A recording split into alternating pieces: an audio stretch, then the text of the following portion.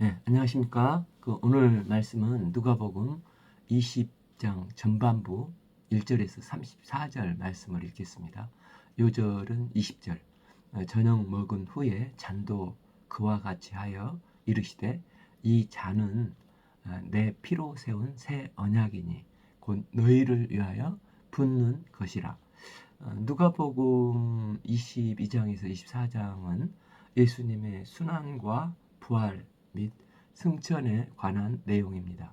그 중에 22장은 예수님의 고난의 초기 부분으로 예수님의 최후 만찬 말씀을 기록하고 있습니다. 1. 유월절이라는 무교절이 다가오매 이스라엘은 430년 동안 바로의 권세 아래서 애굽에서 종살이를 하다가 하나님의 크신 은혜와 권능으로 출애굽을 하게 되었습니다. 이를 기념하기 위해서 1월 14일 저녁부터 7일 동안 6월절 절기를 지켰습니다. 1월 13일은 무교봉을 먹기 위해 집안의 모든 누룩을 제거하는 준비일이고 14일은 여호와의 유월절로 어린 양을 잡아 무교봉을 먹기 시작하고 15일부터 7일 동안 무교절로 애굽의 고난을 기억하기 위하여 누룩 없는 떡을 먹으며 무교절 행사를 진행했습니다. 그러나 이때 종교 지도자들은 무엇을 하고 있었습니까? 이 대제사장들과 서기관들이 예수를 무슨 방도로 죽일까 궁리하니 이는 그들이 백성을 두려워합니다. 대제사장들과 종교 지도자들은 예수님을 죽일 방법을 찾고자 했습니다. 특히 나사로가 살아나는 기적으로 백성들이 유월절 행사를 위해 온 백성들이 예수님께 열광함으로 이 백성들이 두려워 그들은 방법을 찾지 못하고 있다가 유월절 이후에 예수님을 체포해서 자신들의 정치적인 목적을 달성하고자 의논을 하고 있었습니다. 이런 때에 좋은 기회가 온 것입니다. 12 중에 하나인 가롯이라 부르는 유다에게 사탄이 들어가니 그 배반자 유다가 그들에게 찾아온 것입니다. 사탄이 가롯 유다에게 들어갔다고 하는데 사탄이 본격적으로 유다 속에 들어가 활동을 전개한 것은 예수님의 십자가의 순환이 사탄과의 치열한 영적 전쟁의 진검승부인 것을 보여주고 있습니다. 누가복음 4장 예수님의 광야 시험에서 패한 사탄은 22장까지 직접적으로 드러나지 않고 귀신의 세력을 통해서 역사하였으나 예수님의 말씀과 권세 있는 사역에 의해서 하나같이 구원의 복음을 경험하게 되므로 예수님의 승리는 계속되어지고 사탄은 계속 패해집니다. 지금까지 패배를 당했던 사탄은 이제 종교 지도자들과 가롯 유다를 사탄의 노예로 만들어서 예수님을 죽일 음모를 진행하고자 총 공세를 펴고 있습니다. 종교 지도자들과 유다 배후에 역사하고 있는 사탄의 세력에 활동하고 있음을 그들이 겟세마네 동산에서 예수님을 체포하러 왔을 때 예수님은 분명히 지적을 하십니다. 누가복음 22장 53절 내가 날마다 너희와 함께 성전에 있을 때 내게 손을 대지 아니하였도다. 그러나 이제는 너희 때요 어둠의 권세로다 하시더라. 종교 지도자들과 유다는 자기 욕심에 빠져 어둠의 권세자 사탄의 노예가 되어서 그들의 의도대로 결국은 커다란 하나님의 예정하심을 이루는 일에 하나님의 악의 축으로 나쁜 도구로 사용되어지고 있는 것입니다. 4. 이에 유다가 대제사장들과 성전 경비장들에게 가서 예수를 넘겨줄 방도를 의논하며 그들이 기뻐하여 돈을 주기로 언약한지라. 유다는 허락하고 예수를 무리가 없을 때 넘겨줄 기회를 찾더라. 종교 지도자들은 밀란의 두려움으로 예수님의 제자들과 늘 사람들이 예수님을 따라다니기 때문에 유월절 이후에 체포하고자 계획을 했다가 그 계획을 유월절에 처형할 수 있던 것은 가룟 유다가 유다의 배반으로 이렇게 되는 것입니다. 가룟 유다는 대제사장들에게 예수님이 이 겟세마네 동산에 사람들이 한적했을 때 넘겨줄 방법을 제시를 한 것입니다.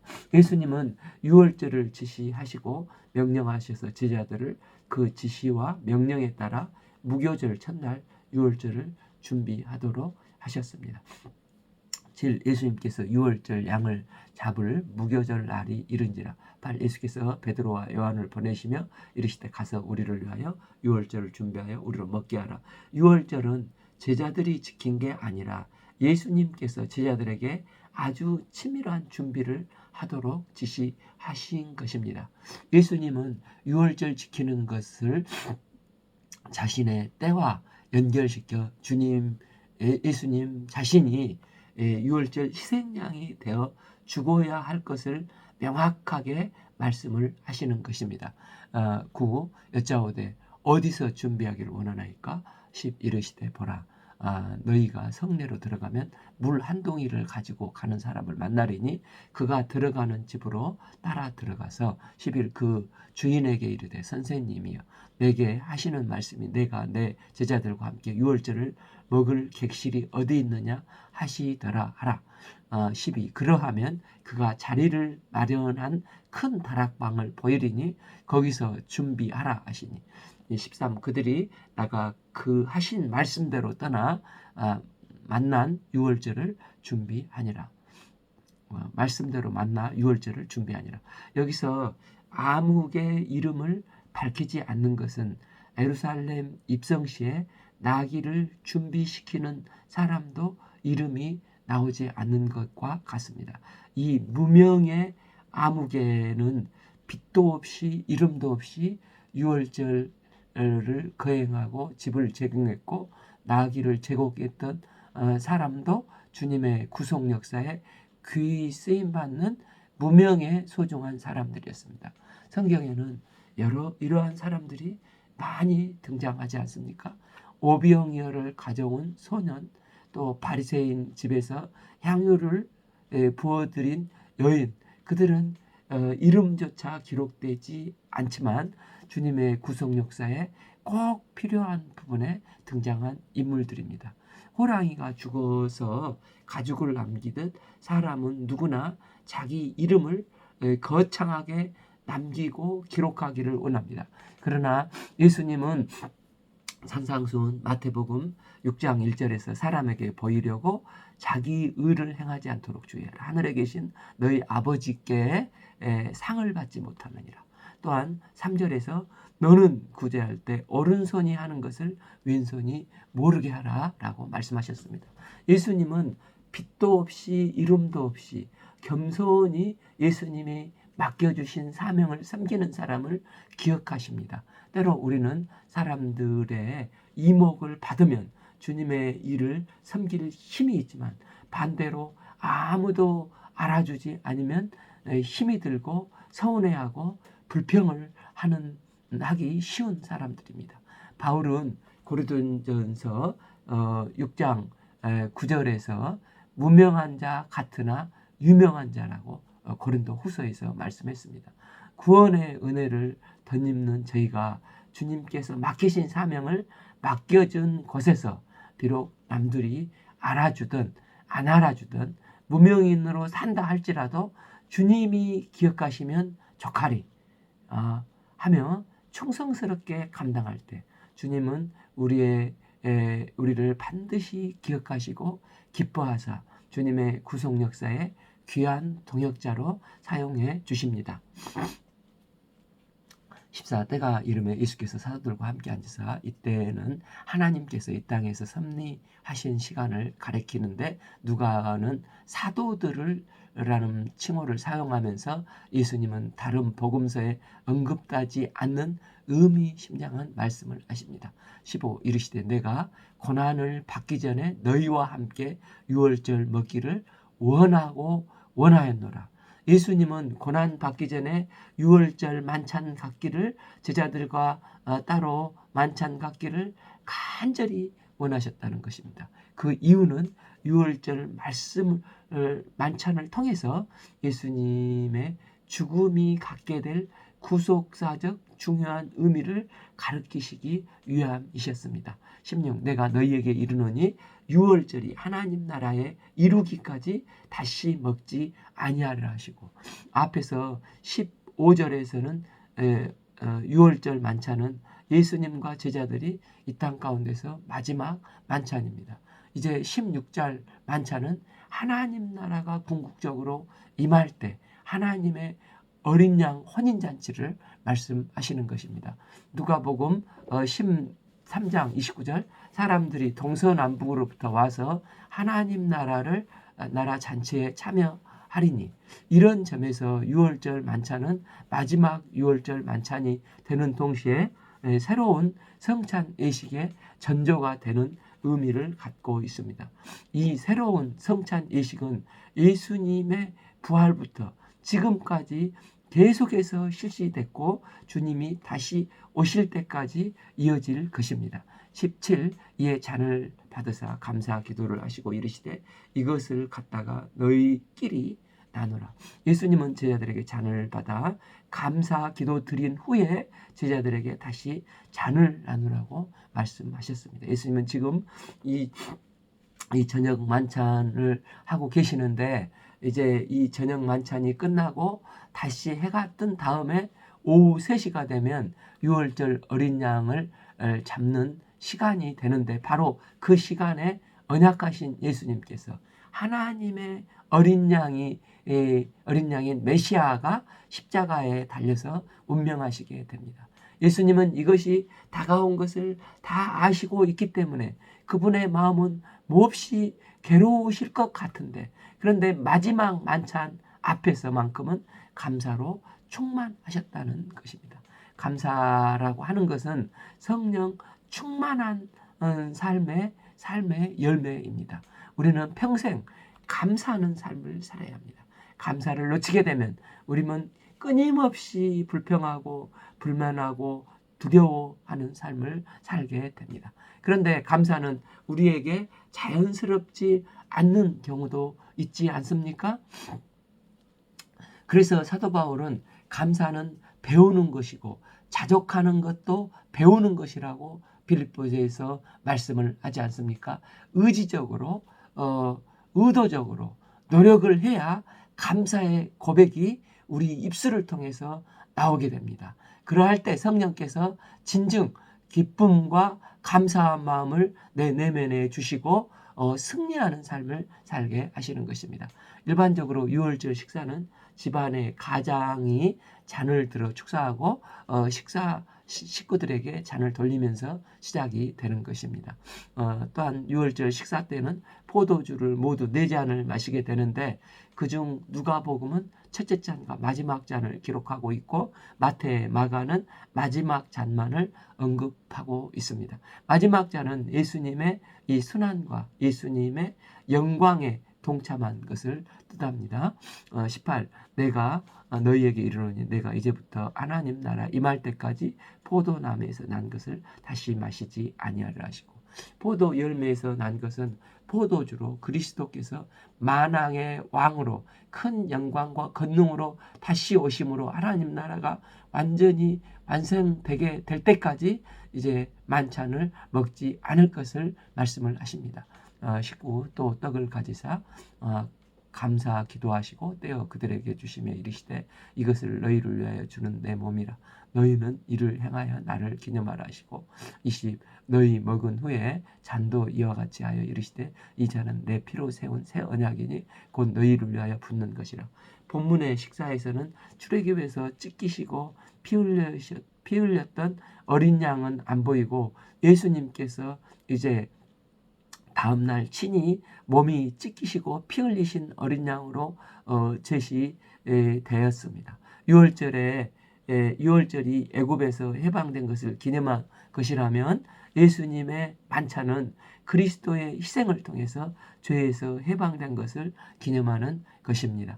예수님은 이 피를 새 언약의 피라고 강조하여 말씀하십니다. 하나님과 이스라엘의 관계는 언약 관계로 맺어졌지 않습니까? 출애굽기 19장 5, 6절에서 세계가 다 내게 속하였으니 너희가 내 말을 잘 듣고 내 언약을 지키면 너희는 모든 민족 중에 내 소유가 되겠고 6. 너희가 내게 대하여 제사장 나라가 되며 거룩한 백성이 되리라. 너는 이 말을 이스라엘 자손에게 전할지라. 하나님께서는 이스라엘을 택하시고 제사장 나라 하나님의 거룩한 백성으로 삼으시고자 하시며 그들이 마땅히 지켜야 할 법도인 율법을 주셨습니다.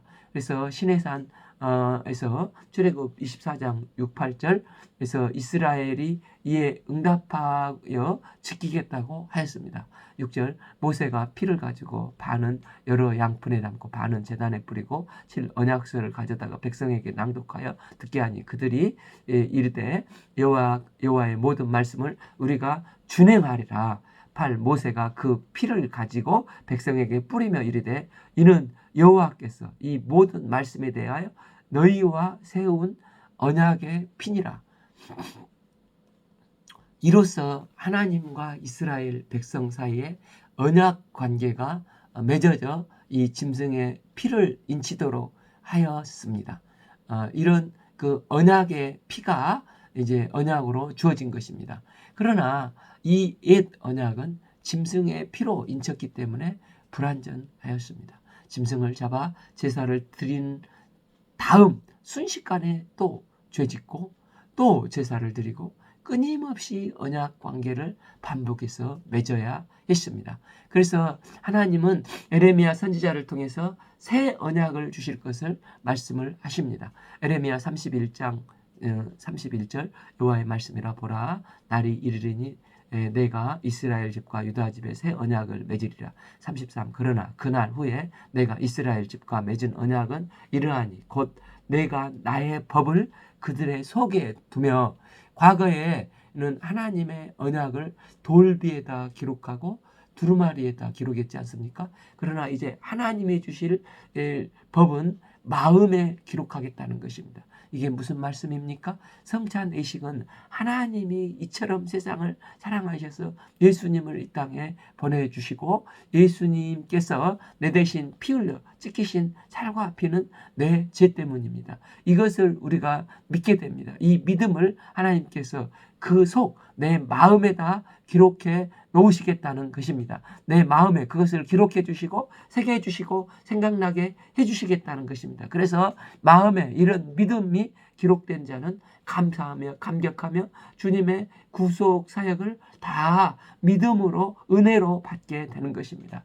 에스겔도 이 언약의 특징을 노래했습니다. 에스겔서 36장 26절 또 새 영을 너희 속에 두고 새 마음을 너희에게 주되 너희 육신에게서 굳은 마음을 제거하고 부드러운 마음을 줄 것이며 27 또 내 영을 너희 속에 두어 너희로 내 율례를 행하게 하리니 너희가 그 규례를 지켜 행할지니라. 28 내가 너희 조상에게 준 땅에서 너희가 거주하면 내 백성이 되고 나는 너희 하나님이 되리라.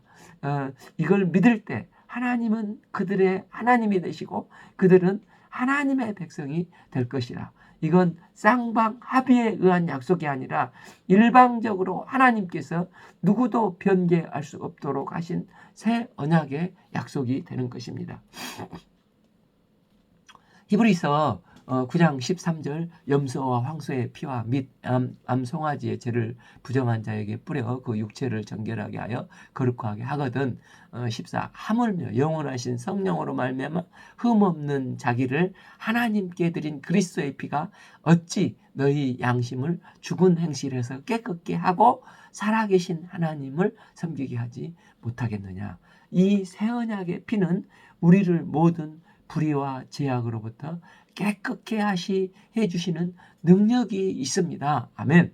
이 놀라운 은혜의 자리에서 예수님께서는 이 예수님의 팔자가 하나님과 팔자가 함께 식사하고 있음을 말씀하고 있습니다. 21 그러나 보라 나를 파는 자의 손이 나와 함께 상류에 있도다. 22 인자는 이미 작정된 대로 가거니와 그 피를 파는 자는 사람에게 화가 있으리로다.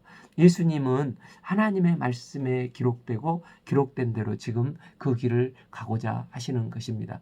유다가 예수님을 파는 것은 하나님의 뜻을 이루기 위해서 파는 것이 아니고 자기 욕심을 이루기 위해서 파는 것입니다. 물론 결국은 하나님의 예정하신 뜻을 이루는 나쁜 도구로 사용되지만 유다는 오직 자기의 욕심을 이루기 위해서 행동함으로 사탄의 노예가 되어버렸습니다. 유다의 배신이 하나님의 구속의 계획과 뜻을 결코 방해할 수가 없습니다. 예수님은 그에게 화가 있으리로다 말씀하셨습니다. 또한 누가는 다른 복음서와는 다르게 23 그들이 서로 묻되 우리 중에서 이 일을 행할 자가 누굴까 하더라 합니다. 예수님은 가룟 유다가 배신할 것을 아셨고 유다에게 확인도 시켜주셨지만 다른 제자들은 모르게 하셨던 것입니다. 이렇게 말씀하신 것은 가룟 유다에게 주시는 끝까지 회개하고 돌이키도록 회개의 기회를 주시는 예수님의 배려인 것입니다. 가룟 유다는 지금이라도 말씀 앞에 돌이켜 회개할 기회가 있었지만 그러나 그는 결국 돈을 선택했습니다. 물론 다른 제자들도 예수님이 잡힐 때 다 도망가고 심지어는 베드로는 3번이나 예수님을 부인하지 않았습니까? 다른 제자들은 그러나 다 예수님 앞에 회개하고 돌아왔지만 가룟 유다는 회개가 아니라 후회만 할 뿐 결국 자살을 했습니다. 우리는 삶 속에서 하나님이 기뻐하시지 않는 선택에 가는 삶을 살 수도 있고 넘어질 수도 있습니다. 그러나 그때 성령께서는 돌이킬 수 있도록 강력한 경고와 애타는 회개의 음성을 들려주십니다. 그럴 때 우리는 이 회개의 음성 앞에 기회를 잡아야 합니다. 그런 그 성령의 음성을 듣지 않고 귀를 틀어막고 끝까지 자기 욕심을 쫓아가면은 가룟 유다와 같이 되어버릴 수가 있습니다. 예수님의 용서의 은혜를 덧입을 수가 결코 없습니다. 우리가 잘못된 길을 깨달았을 때 성령의 음성을 들었을 때 돌이켜 회개하고 하나님 앞에 은혜를 누리는 삶을 살할 수 있기를 기도합니다. 하나님은 이 세상을 이미 다 예정하시고 계획하셨습니다. 그러나 하나님은 이 예정과 계획하심을 홀로 그 일을 이루려고 하지 않으시고 우리 인간들을 하나님의 형상을 따라 만드시고 하나님과 함께 동역하여 이 생명 역사를 이루시기를 원하십니다. 이를 위해 하나님은 인간에게 자유의지를 주셨지 않습니까? 그러나 종교 지도자들도 그렇고 유다도 그렇고 돈과 이념과 이 기득권의 질투와 자기 안위와 욕심을 이루려고 하나님의 뜻과 전혀 상관없이 자기 욕심만을 쫓아서 예수님을 죽이려고 하다 사탄의 도구가 되어버려 예수님은 다른 복음서에 차라리 유다는 태어나지 않았더라면 좋을 뻔했다고 평가를 받게 되는 것입니다. 이때 제자들은 만찬 후에도 놀랍고도 한심하게 여전히 누가 크냐 논쟁을 하고 있었다는 사실입니다. 24 또 그들 사이에 그 중에 누가 크냐 하는 다툼이 난지라. 누가복음 9장에서 예수님은 어린아이를 취하여 너희 중에 제일 작은 자가 가장 큰 자라고 하셨습니다. 또 마태복음 20장 또 마가복음 10장에서도 여러 차례 결져서 하나님 나라는 섬기는 자가 위대한 자라고 말씀을 하셨습니다. 그러나 지금까지도 제자들은 이 최후의 만찬을 한 이후에도 이 반복된 주님의 섬김의 교훈을 전혀 깨닫지 못하고 죽으실 거라는 것을 전혀 의식하지 못하고 있었다는 사실을 누가는 폭로하고 있습니다. 예수님이 예루살렘에 들어가실 때 나사로가 죽은 자 가운데 살아나는 이적으로 인해서 참 100만이 넘고 심지어 270만까지 되는 백성들이 충격을 받고 종려나무를 흔들고 옷을 깔고 호산나 다윗의 자손이 하며 열렬히 환영하지 않았습니까?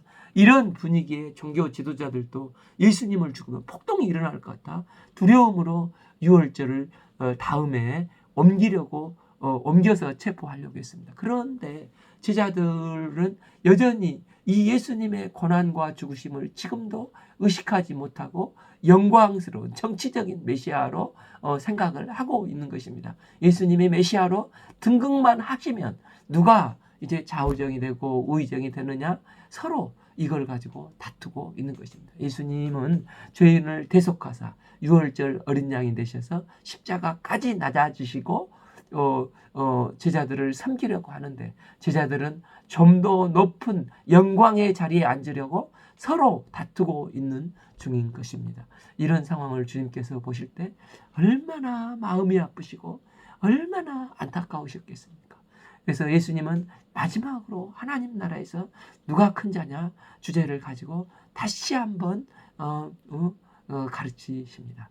25. 예수께서 이르시되 이방인의 임금들은 그들을 주관하며 그 집권자들은 은인이라 칭함을 받으나 세상 리더십은 권력으로 지배하는 제국주의를 세우려고 하는 리더십입니다. 이방인들이나 집권자들은 이처럼 파워 리더십으로 주관하고 군림하고 다스리려고 합니다. 세상에서는 이런 자들을 큰 자로 불리우고 군림하는 자가 너도 나도 되고자 죽자 사자 노력을 합니다. 여기서 은인이라는 용어는 고대 지도자들, 특히 아우구스티누스가 스스로에게 붙이는 용어인데, 그 은인이라는 단어가 헬라어로 베네딕토, 즉 은혜를 베푸는 자, 은인이라는 칭함을 받도록 스스로 요청을 했다는 것입니다. 그러나 예수님은 26, 너희는 그렇지 않을지니 너희 중에 큰 자는 젊은 자와 같고 다스리는 자는 섬기는 자와 같을지니라 하면서 세상 리더십과 예수님의 제자 공동체의 리더십은 완전히 다른 섬김의 리더십을 가져야 한다고 말씀을 하십니다. 여기서 젊은 자는 소자, 어린아이와 같이 힘으로 지배하지 않는 섬김의 본성을 가진 자라는 것입니다. 이는 예수님의 리더십은 나중에 왕같이 자기 고집을 불통하며 군림을 위해서 선거철만 되면은 기꺼이 내가 섬기는 머슴이 되겠습니다 하는 정치가들처럼 하라는 것이 결코 아닙니다.